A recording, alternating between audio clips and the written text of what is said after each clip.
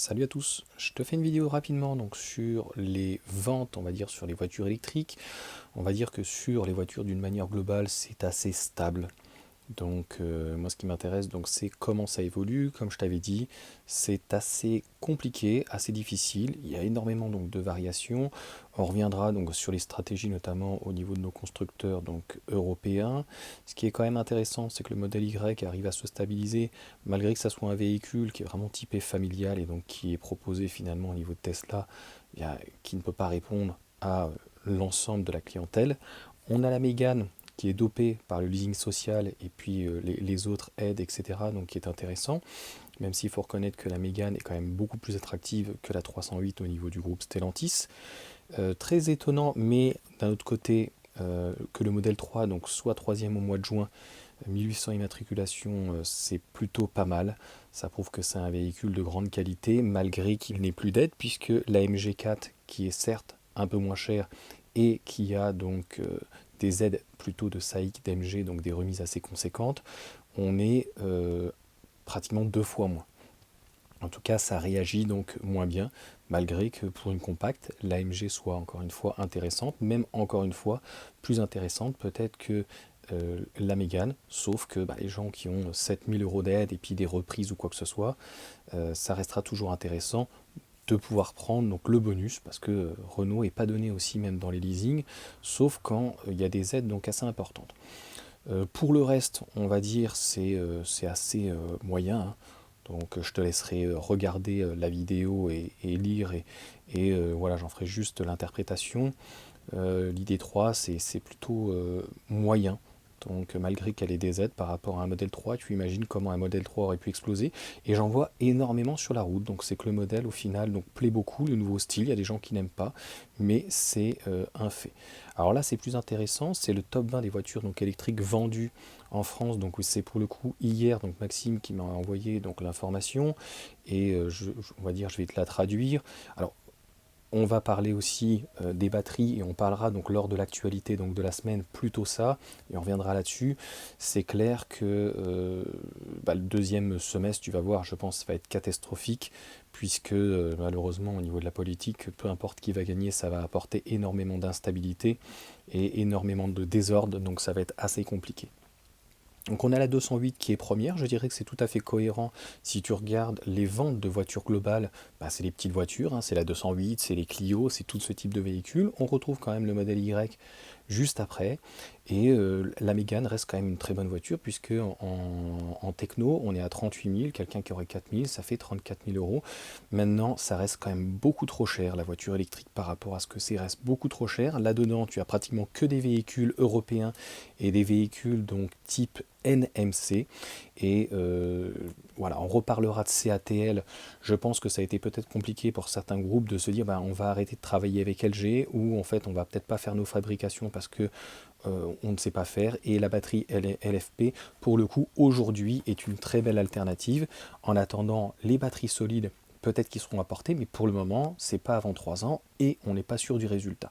Donc les résultats sont là aujourd'hui avec des batteries donc d'ailleurs LFP qui sont pratiquement tout aussi denses que les batteries donc NMC, on va dire classiques. On est aux alentours, c'est 193, on reviendra dessus, hein, 200 watts donc kilowatts donc au kilogramme. Donc c'est plutôt très très très intéressant et c'est que le début.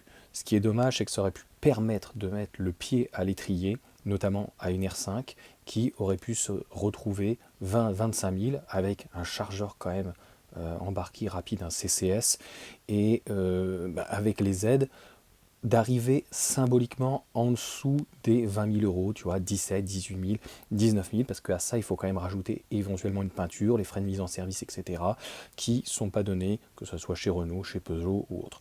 Donc je te laisse défiler toutes les autres informations. La Dacia Spring, on ne la voit plus, et là on l'a au niveau donc, du trimestre.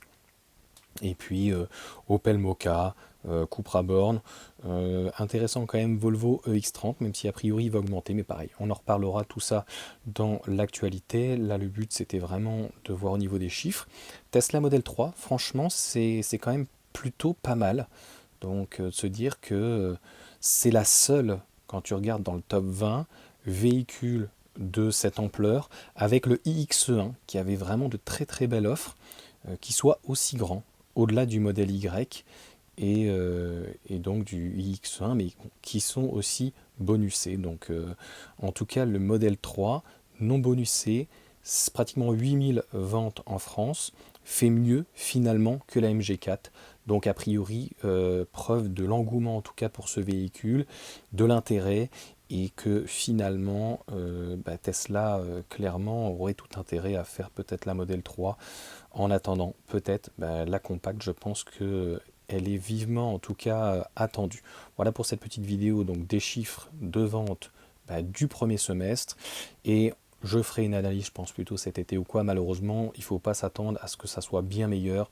Ça risque même peut-être de s'effondrer septembre, octobre, novembre. Franchement, je ne vois pas. Il faudrait que les taux dans ces cas-là baissent. Mais les taux de crédit, mais malheureusement, tous les taux, donc tous les taux directeurs sont plutôt, non pas dans le rouge, mais plutôt à la hausse ou stable. Donc il n'y a rien de très positif arrivant. Et même la EX30, tu vois, donc les prix qui risquent d'ailleurs d'augmenter du fait malheureusement donc de l'inflation, des prix qui sont corrigés en année ou en début d'année, ou qui n'ont pas été corrigés en début d'année, qui sont corrigés l'été, juillet, août, septembre. Et je ne sais plus qui m'avait dit le commentaire, mais non, je n'ai pas parlé du modèle 3 par rapport à son prix parce qu'on ne sait pas, et je n'ai pas parlé non plus donc des véhicules chinois qui arrivent bientôt avec un nouveau tarif. On ne sait pas en fait, on annonce 17% de plus pour BYD, mais ça sera sur quel prix? Et on annonce aussi de l'autre côté MG avec lui, je ne sais plus, 38, enfin il n'y a pas du tout le même pourcentage. Donc quel va être l'impact? C'est impossible de savoir. Et puis est-ce que ça va pouvoir être durable? Parce qu'il risque d'y avoir une guerre économique. Je ne suis pas sûr que ce soit dans l'intérêt finalement de nos constructeurs européens, ni forcément pour l'État, parce que concrètement, qui veut dire moins d'offres, veut dire obligatoirement moins de ventes, moins de demandes, et peut-être un marché qui serait plus compliqué, alors que finalement, enfin moi voilà, je ne suis pas il y a déjà des frais de douane, des frais exceptionnels sur des constructeurs qui répondent aux normes européennes. C'est ça qui est le plus important. Allez, sur ce, ciao.